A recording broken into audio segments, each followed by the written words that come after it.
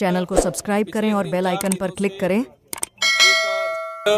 पिछले 3-4 दिनों से एक संशय था कि आदमी के साथ जो मारपीट हुई थी और मारपीट के बाद ये था कि वो जिंदा है, वेंटिलेटर पे है, लेकिन बड़े दुख के साथ कहना पड़ रहा है कि एक क्रूर पुलिस अधिकारी कर्मचारियों की वजह से वो व्यक्ति आज हमारे बीच में नहीं रहा है। और जो समाजजनों के द्वारा, परिवारजनों के द्वारा और यहाँ पर समस्त पार्टियों के पदाधिकारी, सामाजिक संगठनों के पदाधिकारी सर्व सहमति से प्रस्ताव रख के सरकार के सामने रखा है कि जो पीड़ित परिवार के साथ या उस व्यक्ति के साथ जो हादसा हुआ है तो पीड़ित परिवारों को उचित मुआवजा मिले। मांग थी कि जो संबंधित थाना है उस थाने के पुलिस अधिकारी जो था और जो कांस्टेबल थे, जो जिम्मेदार लोग थे, उनको निलंबित बर्खास्त किया जाए, हमारी मांग थी। लेकिन पुलिस प्रशासन ने भी उनको निलंबित किया है। हम मानते हैं इसको अच्छी बात है, लेकिन ये गवर्नमेंट का सर्कुलर था, वो करना ही था। फिर भी हम कहते हैं अच्छी बात है। मेन बात यह है कि उस पीड़ित परिवार को राज्य सरकार, क्योंकि सरकार का फेलियर है, ये मानना पड़ेगा, सरकार को इसको स्वीकार करना पड़ेगा। और सरकार की तरफ से मुआवजा देने की जो बात है, पीड़ित परिवारों की तरफ से, सभी समाजजनों की तरफ से पीड़ित परिवार को 1 करोड़ और सरकारी नौकरी मिले, ये मांग चल रही थी, ये चर्चा चल रही है। समाजजनों ने भी कहा है कि चलो ठीक है, छोटा मोटा थोड़ा कम हो सकता है। वो कह रहे हैं कि सरकारी नौकरी के बजाय संविदा नौकरी। तो ये वर्तमान में चर्चा चल रही है, लेकिन समाजजनों और परिवारजनों का कहना है कि जब तक उचित मुआवजा नहीं मिलेगा धरना जारी रहेगा।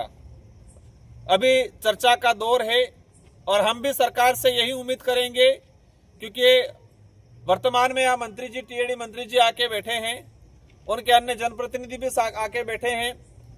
तो ये सरकार का हिस्सा है और मंत्री जी के पावर में बहुत सारी चीजें होती है। टीएडी मिनिस्टर हैं, आदिवासी इलाके के टीएडी मिनिस्टर को एक अभिभावक के रूप में माना जाता है। तो ये अभिभावक है, उनकी जिम्मेदारी है कि मंशा से और आगे बढ़ चढ़ के पीड़ित परिवारों को आर्थिक मुआवजा और राजकीय अवकाश, सरकारी नौकरी देने का प्रावधान करे। हम उम्मीद है कि चर्चा सार्थक होगी, और जब तक ये सार्थक चर्चा नहीं होगी और जब तक हमें आश्वासन लिखित या मंत्री जी की तरफ से मौखिक आश्वासन नहीं मिलेगा, तब तक ये वर्तमान में धरना जारी रहेगा। इन्हीं शब्दों के साथ सभी साथियों को धन्यवाद। कहाँ तक समझौता वार्ता कहाँ तक पहुंची, रकम कहाँ तक पहुंच पाई सरकार की ओर से? आज जो मुआवजे की बात चल रही है उसके पीछे उद्देश्य ये है कि एक परिवार को आर्थिक संबल मिले। 18-19 साल का बच्चा था, युवा लड़का था। हम एक छोटे से पेड़ को अंकुरित करके बड़ा करते हैं, छायादार बनता है। अगर उस पेड़ को भी कोई गिरा दे तो हमें तकलीफ होती है, क्योंकि उस पेड़ को बड़ा करने में उस परिवारजन या जिसने पेड़ लगाया था उसने मेहनत किया था। अब बच्चा पैदा होके 18 साल तक, 19 साल तक बच्चा पढ़ रहा था, उसका आने वाले 60-70 साल तक अपना जीवन था।